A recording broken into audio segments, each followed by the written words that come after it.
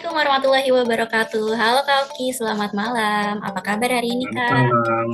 Apa kabar Nora? Alhamdulillah baik ya kabarnya. Alhamdulillah baik. Ya, semoga masih semangat ya karena besok kan udah hari libur nih. Jadi semangatnya harus boost lagi. Oke, selalu. Oke, jadi sebelum itu aku mau perkenalkan diri dulu. Perkenalkan nama aku Naura Hafizah yang akan memandu wawancara dari kelompok 7, kelompok kami. Dan aku dari kampus Universitas Pembangunan Nasional Veteran Jakarta, Fakultas Ilmu Sosial dan Politik, Program Studi Ilmu Politik. Jadi di sini ada kedua teman aku yang sebetulnya kelompok kita itu ada 6 orang, tapi dua di sini itu sebagai notulensi, jadi ikut ke Zoom meeting yang aku persiapkan hari ini untuk wawancara. Teman aku itu Tanaya dan Mary, mungkin boleh perkenalan dulu Tanaya, Mary. Say hi ke narasumber kita.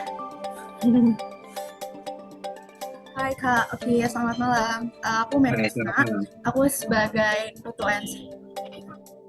Ya, Halo Koki, aku Tanaya Yolarasate, biasa dipanggil Tanaya. Aku juga sama kayak Mary. siap.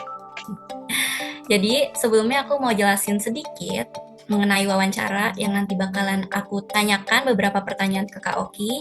Jadi pertanyaannya itu mengenai sudut pandang pekerja dari program Prabowo, Pak Prabowo, yaitu makan bergizi gratis.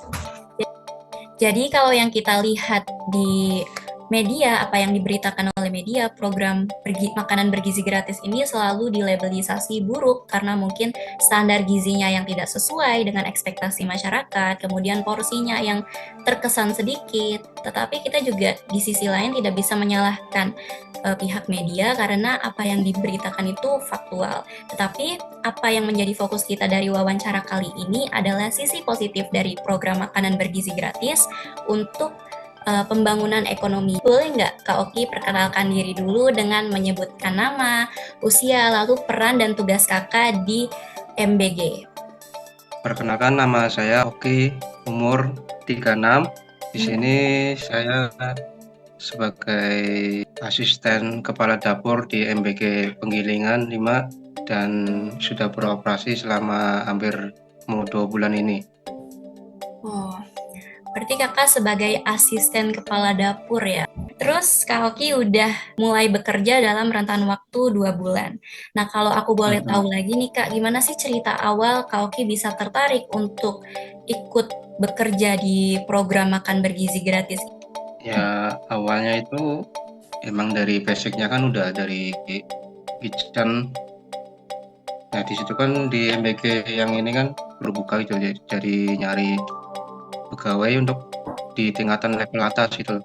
Ya. Karena di level bawah tuh dia ngambilnya tuh dari warga sekitar, Hmm, dari level bawah. ya, Sedangkan saya dari level atas tuh mungkin jarang yang punya keahlian dalam bidang kitchen ya. ya betul. Terus yang ada pengalaman di hotel juga di restoran rumah sakit juga Mhm. sedikit mungkin di sekitar situnya. Oke, berarti Nah, Kak Oki itu dari perekrutan seperti itu ya, online ya Kak? iya. Kalau syarat dari perekrutan itu apakah ada kriteria-kriteria tertentu yang membatasi kalangan tertentu seperti misalnya ada batasan minimal usia bekerja atau ada batasan-batasan lain gitu Kak? Untuk level yang bagian untuk saya itu harus ada kriterianya dari segi umur di bawah 45 dan yang satu lagi udah bersertifikat ya. Oh bersertifikat, oke. Iya, Tapi iya menurut benar. Kak Oki nih walaupun baru 2 bulan bekerja ya, tapi sudah bisa beradaptasi dengan suasana lingkungan kerjanya. Nah, kita tuh boleh tahu nggak sih Kak gimana suasana lingkungan kerja di MBG sendiri dan jam kerjanya itu seperti apa? Alhamdulillah di tempat kerjaan saya itu lingkungannya berkekeluargaan gitu dan sangat nyaman ya. Kalau bagian saya kan bagian pengolahan itu masuk dari jam 12 pulang sekitar jam 9-an. Kalau menurut Kak Oki, apakah ketersediaan lowongan pekerjaan dari program Bapak Prabowo itu membantu ekonomi Kak Oki secara pribadi atau keadaan ekonomi masyarakat sekitar?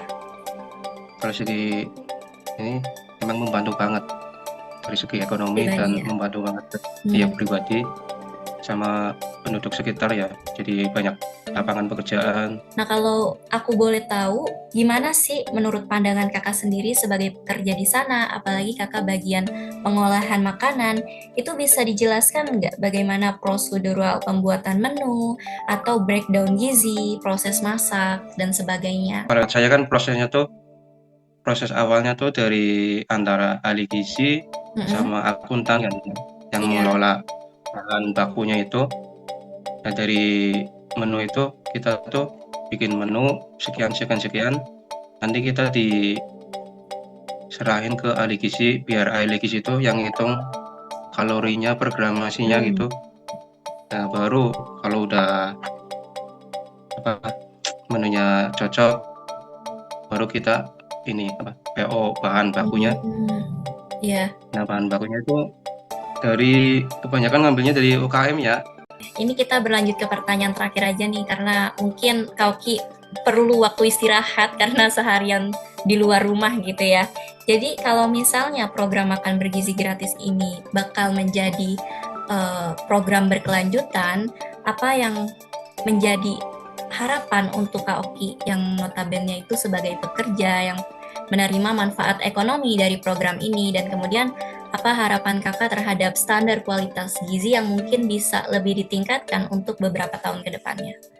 Ya, mudah-mudahan program ini berlanjut ya, walaupun nanti periode aku sudah selesai gitu ya. Semoga berlanjut lah.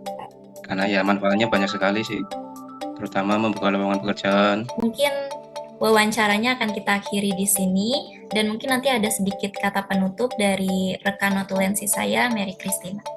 Senora, saya di sini mengucapkan terima kasih banyak untuk Kak Oki, untuk kesediaan kakak untuk menjawab pertanyaan-pertanyaan yang kami ajukan. Wawasan dan penjelasan yang kakak Oki yang berikan sangat membantu kami. Terima kasih dan selamat malam Kak Oki.